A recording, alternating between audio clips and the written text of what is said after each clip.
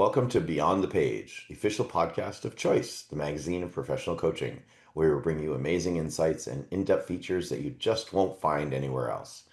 I'm your host, Garry Schleifer, and I'm excited to expand your learning as we dive into the latest articles, have a chat with the brilliant author, like the one right beside me. I don't know which way my head should tilt for that, but there we go. And uncover the learnings that are transforming the coaching world. When you get a chance, join our vibrant community of coaching professionals as we explore groundbreaking ideas, share expert tips and techniques, and make a real difference in our clients' lives. Remember, this is your go-to resource for all things coaching.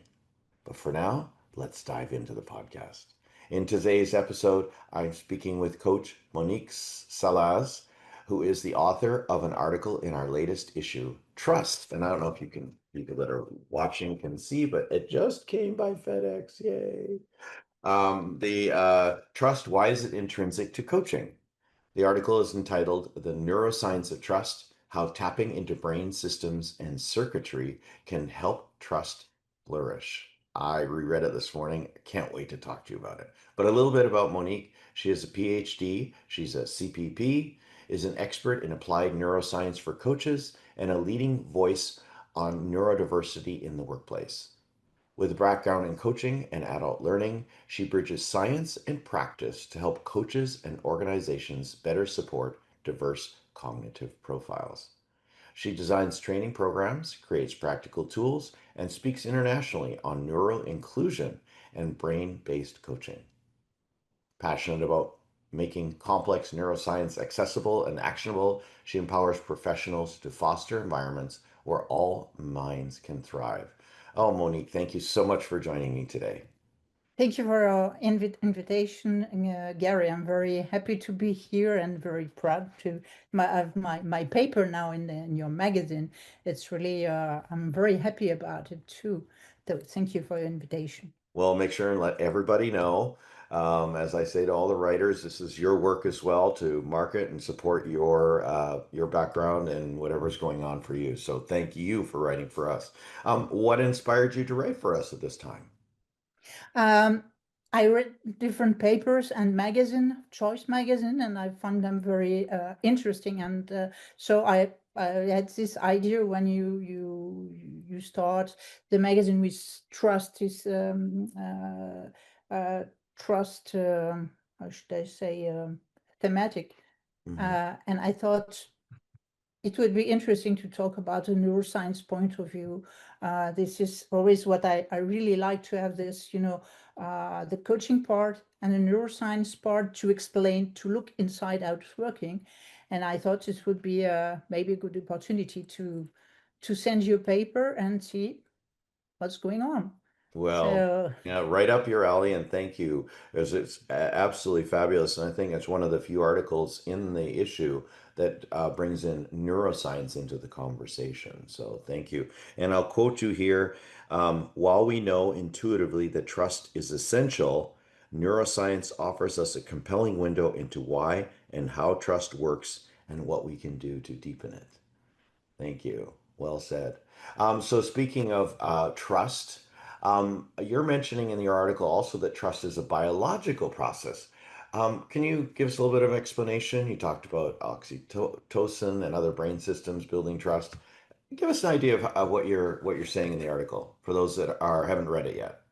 yeah, to make it fast, neuroscience brings a lot from my point of view to coaching, just explaining how it works and then how you can make it better. And looking at trust, it's not only something that exists or not or whatever, it's a biological process. And this was the idea behind the paper. It's a biological process and it's plastic like the brain. So you can maybe you are more or less you have more or less trust, or as a coach you can give more or less trust to your coachee, but the idea is you can work on it. Why? Because it's before all it's a question of neurons, cortical area and synaptic connections and chemicals in the brain. So we can see this trust from this point of view, the neuroscience point of view, and then if you accept this, that for example, oxytocin is playing a crucial role in trust. It's a love hormone. That's So right. it's playing a role not only as a neurotransmitter, but also as an hormone that deliver in the blood and act at different places in the body. So it's not all in the paper, but so you have chemicals that playing a role. You have brain areas like amygdala, was responsible for starting the fight and flight response when you're afraid by something, for example, and the prefrontal cortex that is more reasoning with empathy and so on, and we decide, okay, we can trust or don't trust and do something Right. else. So it's all question of, like I said before, neurons, brain structure, and so on, biological process, and you can act on this. That is, if you're a coach and you want to that your client develop more trust, because without trust you cannot coach. At least this Right. is what I believe, and you can work on it because your brain and the brain of your client are plastic. They can change. You can change the connection in the brain, so you can work on your behavior, and this will help your client also to be more confident and to develop this trust. And because when your brain is oriented toward trust, Hmm. you're more in a learning stage, and you're not protecting yourself so much, so Yeah. you are more open to change and so on. So this is Yeah. very important. I mess a little bit everything, but I'm excited by the Well, subject. and it's biology after all. It's not one thing. It's not linear. It's this and that, and it Yeah, coming sure, together and sure. under different circumstances. And I love that you mentioned neuroplasticity. I'm sure Dr. J.J. Kennedy, Mr. Justin, would be thrilled to hear you talk about neuroplasticity. And you also mentioned Paul Zak, who also wrote for this, is writing for an upcoming issue. So thank you for that reminder. Um, you said something about trust, but I want to flip the coin on that and say that you also mentioned that some clients may be primed to mistrust due to past experiences. How does Sure. the neuroscience perspective change the way we should view resistance? Uh, well, if you had some trauma, some difficult life experience, there is also some certain bias, and so it may be difficult for the person to trust. You may be afraid, and you will have problem to trust somebody else. Right. But here again, you can work on the process, and as a coach, you can help your client slowly get rid of this Yeah. blockage and develop trust. But it's a different process, and as a coach, you have to be very careful to this. So Well, can you give us an example of how one might use it, like a scenario that you speak about in classes or training or that sort of thing? well, um, one thing you can do is first thing is to listen to the person. And this is very, very important. Another thing, as I find crucial as a coach, is believe in your client. They know better than you. So what they feel, you're not here to say you have to do that or to do that. Just listen to the person and uh, believe the client in front of you. They know better than you can know, whatever. Yeah. Another way you can act on this trust feeling is uh, be yourself in a quiet mood, relax. If you arrive completely stressed, then the person in front of you will perceive this stress, and of course, it will be more difficult to trust, to Right. develop trust and quietness. Um, you can also really stop. Okay, you have your life, everything is around, but this moment, it's a moment of your client. You have to be focused on what this person is saying and his behavior. And what I didn't mention clearly before is that trust will develop not only with what we are saying, but also with all movement and all we are not saying. Hmm. So behavior, the posture is very important also to bring trust and to make trust develop in between coach and the client. So Wow. That's so it's all sounding like it's more on the coach. There are things what you're suggesting are things that the coach can do to build the trust with the client. I really love that that sits with us. And it just supports the fact that one of the main core competencies is established trust. yeah, competencies, because you can develop this trust in your client, of course the brain is more open, ready to learn and ready to change, and you can try something, make mistake, you feel free to say what you have to say. And if there is not that in between the coach and the client, for me there is no coaching at all. Yeah. Oh, well, you said it in there. You said it somewhere about vulnerability. At its core, trust is about predictability and safety in relationship. We also talked about being vulnerable, and I love what you Yes, also say is that the instill trust in yourself that the client is the expert in their life and their actions and that sort of thing. So. sure. Mhm. Yeah, we all learned that in coach training school, different ways of saying it, but we all learned that. So that was great. And I had to laugh when I was rereading the article. Um, when you talked about oxytocin is released during moments of positive social interaction, hugging, which I've been around the coaching industry for a long time, but I still hear stories of the forebears of the four people of coaching. And right from the get-go, the very first conference, they greeted people at the door with a hug. And it's kind of a joke, but it is a kind of a coach thing. It's like you get to go to coaching things and I still get weirded out now when I go to a coaching function and somebody puts their hand out to shake my hand and I go right in for can I give you a hug? Ask permission, of course. And they're like, oh, right, we're coaches. Oh, kind of funny. It's kind of funny. But there are other things that I have a question for you and perhaps you can help with this. Eye contact. So there are some cultures that eye contact is not a norm, if you will. Um, so how do they work with each other to establish trust when they don't make eye contact? Or how do we work with people who don't make eye contact, but we understand it could be a cultural thing? Then you have to be aware of this cultural difference, of course, because then you have to know how is working the person. That's why it's so important to be completely open and focus on the person, and eventually to ask if something is disturbing, or really to establish this confidence. Right. So with people who have cultural difference in this, you have plenty of other things to do.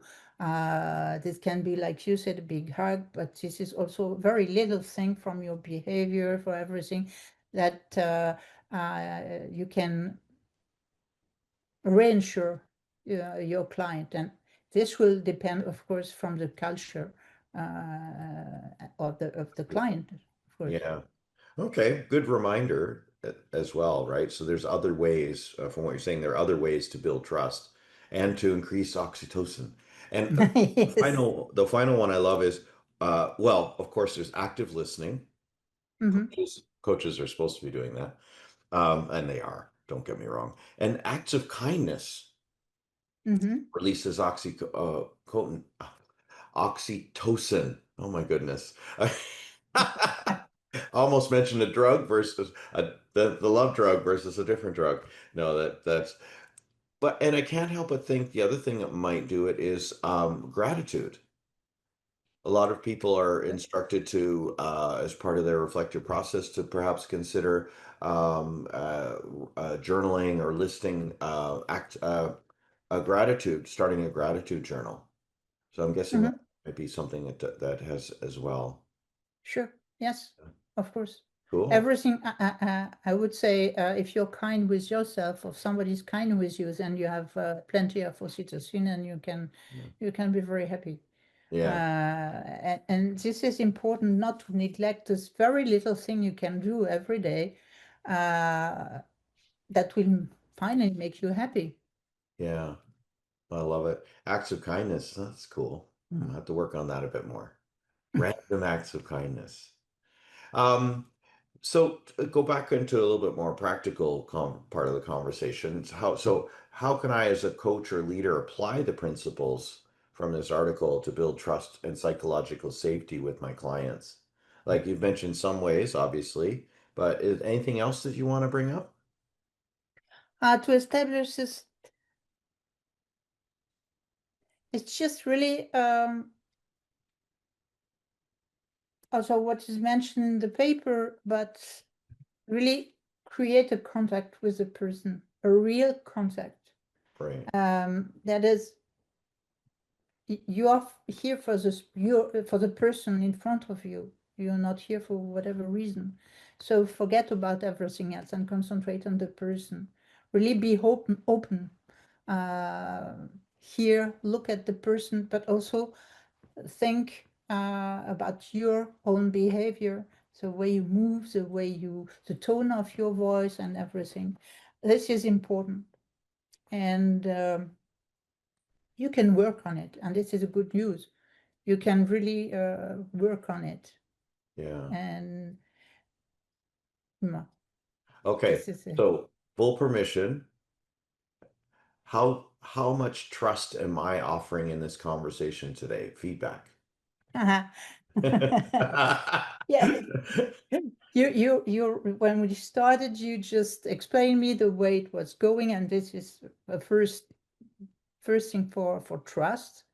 And also you explain that it's like you can drink a coffee and whatever, so you secure myself kind of. And this going on with trust and smiling, of course, and all the thing that bring build trust. Yeah. And if you would arrive completely cold and hello, we are going to talk, mm,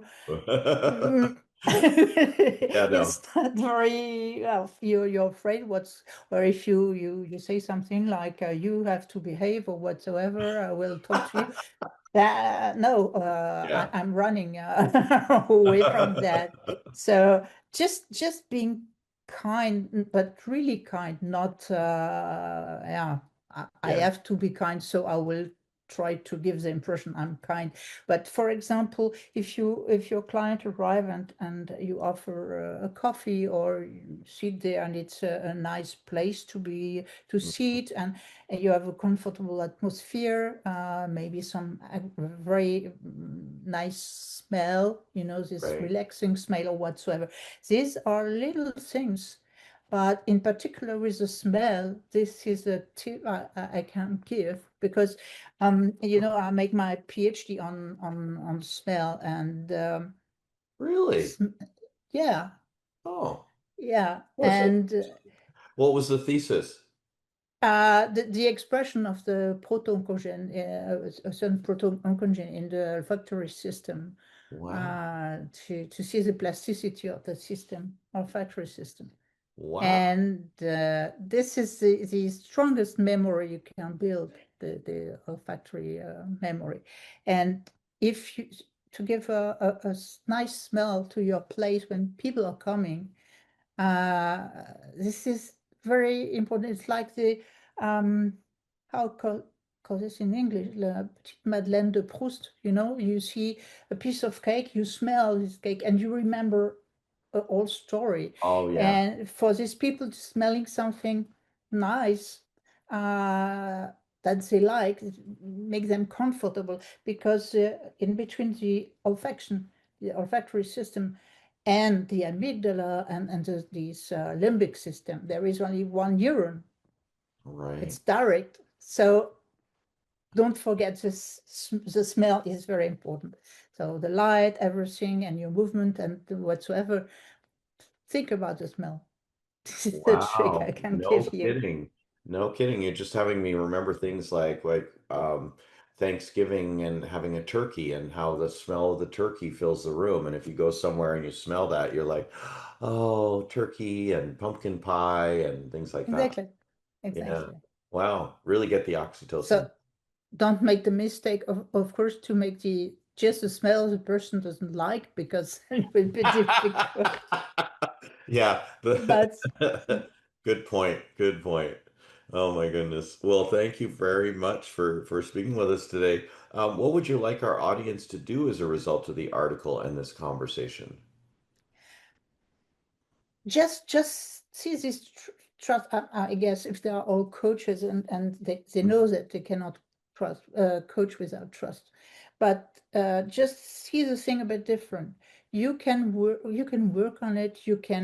Uh, you can change the way you um, produce trust with your client.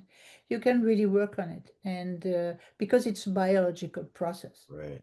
So it's plastic, it can change, you can learn, you can make new connection in your brain, and you yourself also can develop your own self-confidence.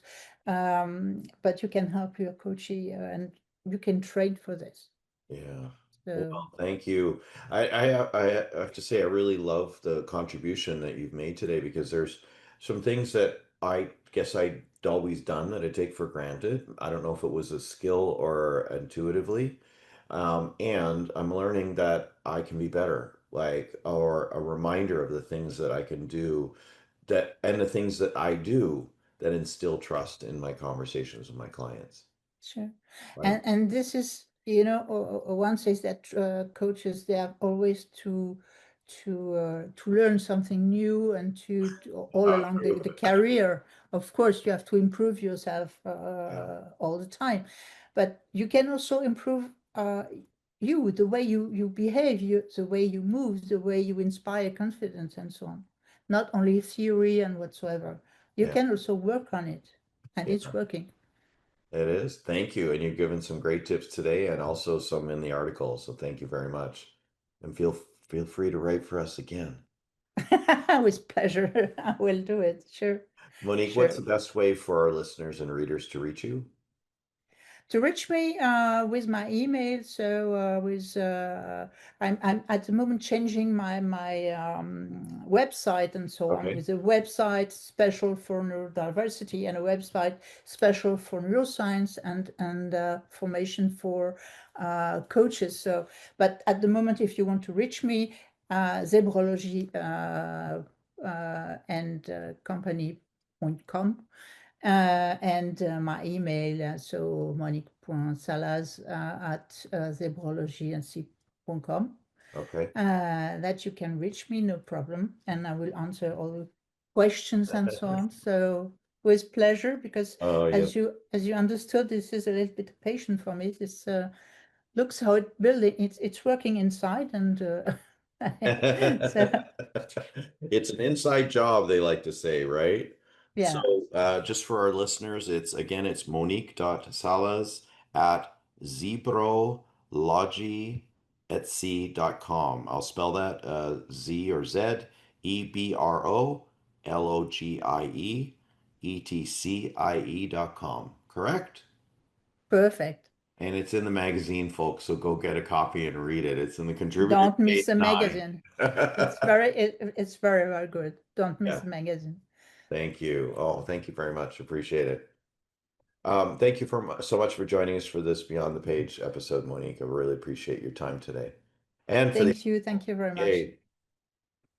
That's it for this episode of Beyond the Page. For more episodes, subscribe via your favorite podcast app, most likely the one that got you here, or our website, choice-online.com/podcasts. If you're not a subscriber to Choice Magazine, you can sign up for a free digital issue by scanning the QR code in the top right-hand corner of our screen, right over my shoulder. Or if you're listening, go to choice-online.com and click the sign up now button. I'm Gary Schleifer. Enjoy the journey of mastery.